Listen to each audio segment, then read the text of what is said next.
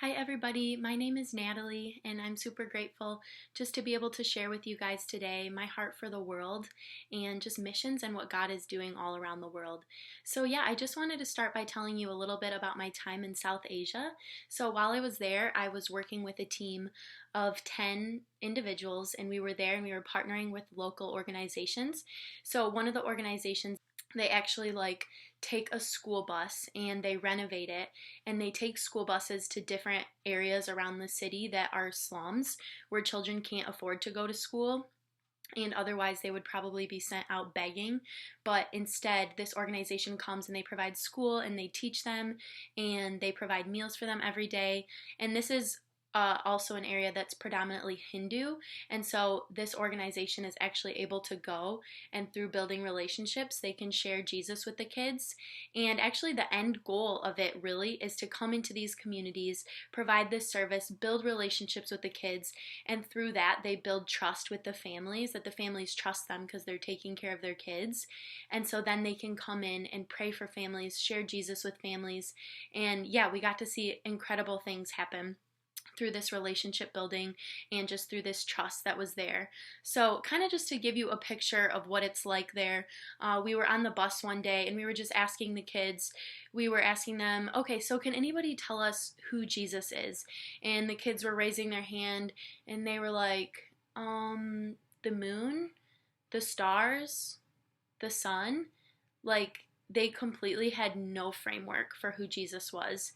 And even though they had been sharing with them just the Hinduism in their society had been so ingrained in them by their parents and in society.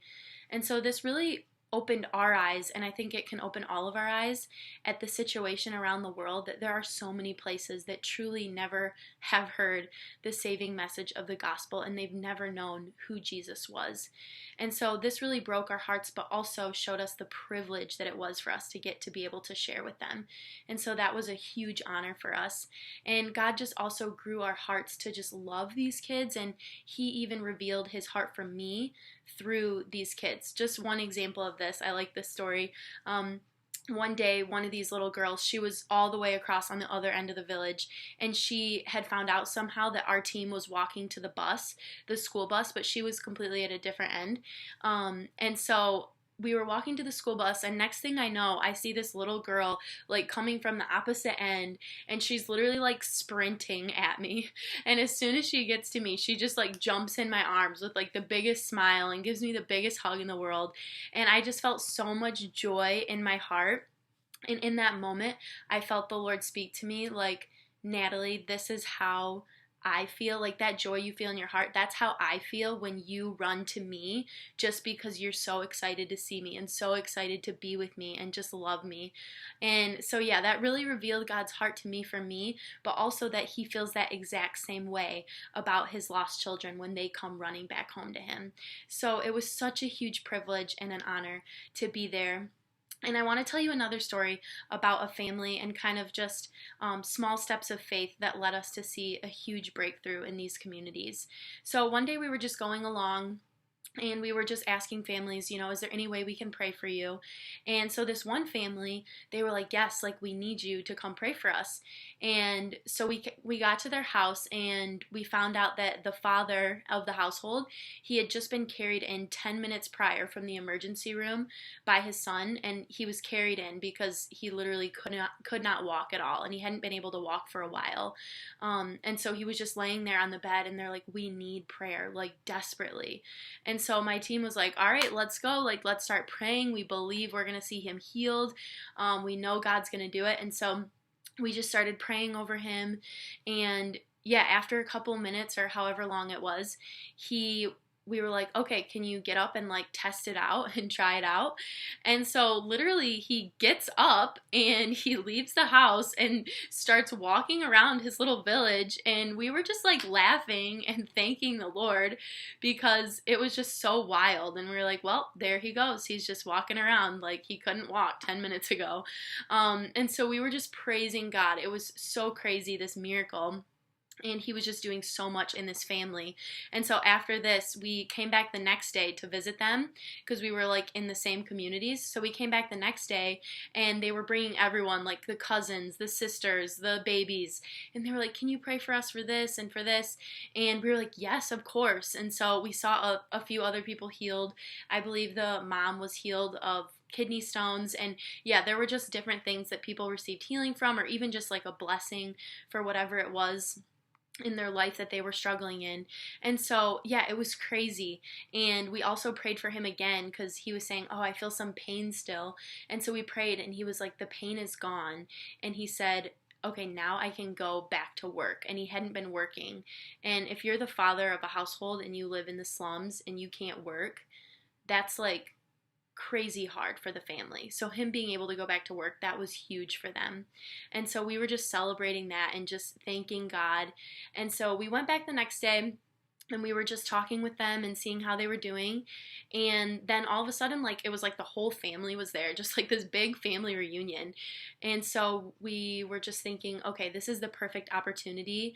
We've built trust with them. They've seen God move. They've literally tasted and seen the goodness of God manifested in their healing.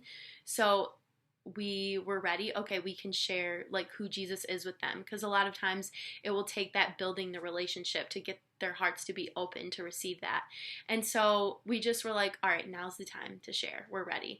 And so we just started sharing, and we had a translator with us who's there year round. So she's not just a translator, but she was translating with us. And as we were sharing with them, like, the whole family was there, including like the grandfather of the household, who he would be the one that's in charge, and everything. Everyone looks to him, you know. And so as we were sharing, our translator, she used to be Hindu, and so she started telling them about how she discovered that Jesus is the only sacrifice, and that when we follow him, we don't have to continually go to God and sacrifice to be right for him, because Jesus was that sacrifice. Now and forever. And so this like was a completely new concept for them, because in their religion they have to keep going back and keep offering things in order to be right. And so as she was sharing this, the grandfather, like, he kind of started to get this like weird look on his face, and what he was saying, it kind of sounded angry, but we didn't know because he was speaking a different language. And so we were like, I was looking at my team, and we were kind of like, I don't know if this is going to go well. We might have offended him or something. And so anyways, he like finishes his sentence, and then we returned to our translator, and we're like, what did he just say? Like, can you tell us what he said? And she was like, yeah, he said, okay, so we all want to learn now how to pray to Jesus. Can you teach us how to do that? And we were like, blown away, because we didn't expect that at all. We thought he was upset, but this is like huge for this family, for the grandfather of the household, who would be the leader in every way, and everyone looks to him to say, yes, we want to pray to Jesus, like, we want to know who Jesus is.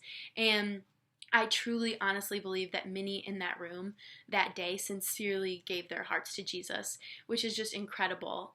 And now, yeah, the missionaries that are still there are able to like provide Bibles for them, continue meeting up with them. And I really believe that this family is going to be a light in their community, where everyone else is Hindu, but they've seen literally who Jesus is, and they've understood the gospel, and now they can be a beacon of light in that community. And so I just love this story, and I think it just gives us this principle of what it looks like just to give our simple yes to God. And I'm not telling this to show you guys how amazing, you know, us missionaries are, that we're doing all this stuff, but it truly is the power of God, because if you remember, all of this started just by us asking the simple question, is there any way we can pray for you?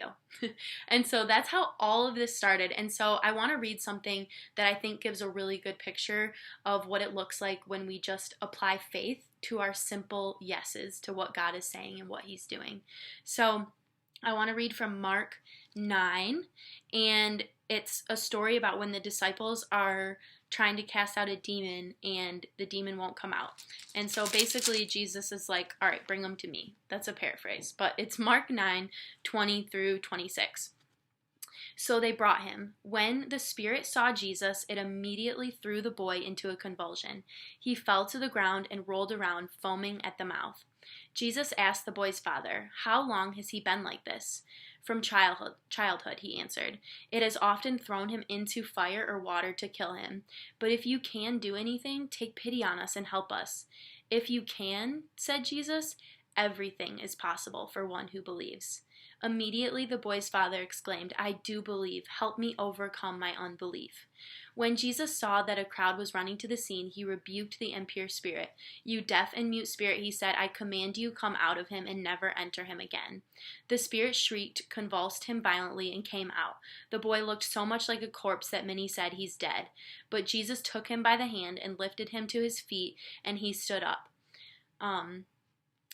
So I just wanted to read that, and I think the principle that I really just want to drive home from this is that so often we approach things in life like prayer or praying for healing, or when we're stepping out in faith, and we just are really half-hearted about it, honestly, and we think, oh, like, he can do it, but I don't know if he really will. But what Jesus teaches us in the Gospels is he says, have that faith that doesn't only think, oh, he can, but he will, and that everything is possible for the one who believes. And so, the point that I just really want to give you guys today is when we give our simple yeses to stepping out and saying, yes, I will ask this person how I can pray for them, or yes, I will share my faith with a friend. When we give our yeses to simple steps like that, it's mixing in faith, and I believe that God, it's putting feet to our faith. And I know we've all heard that before, but when we say, yes, I'm going to do this, it puts feet to our faith and says, God, I really believe you. I really believe that you're going to show up. And so I just want to encourage you guys, don't feel overwhelmed by the Great Commission or what God has called us to do as Christians, but just every day say, God, I'm going to take one simple step and I'm going to add faith to it and mix it and say, I really believe that when I pray for healing, that I'm going to see that person healed. I really believe that when I share my faith with one of my friends, that God is going to work in their hearts, and I know they're going to be saved, and I know they're going to come to know you. And I really believe that when I do an act of kindness for my neighbor, and when I step out in faith, for someone that I either know or have never met, that God, you're going to show up, and a miracle can happen in their heart, in their body, in their mind, whatever that looks like. And so, I'm encouraging myself. Well, God's encouraging me to do this. And I just want to encourage you guys, don't be overwhelmed, but just take simple steps every day and truly believe that God will show up. And I know that that's how we're going to see people come back to his kingdom. That's how we're going to see transformation. And that's how we're going to see people get to spend an eternity with him, with the most loving God, because he really is good. He really does answer prayers. He really does show up. And he just wants to strengthen and encourage and build up our faith and our belief today in that. And so, thank you guys for listening. And I'm just really grateful for this opportunity. And I hope that, just the Lord is speaking to you through what I was able to share. Blessings.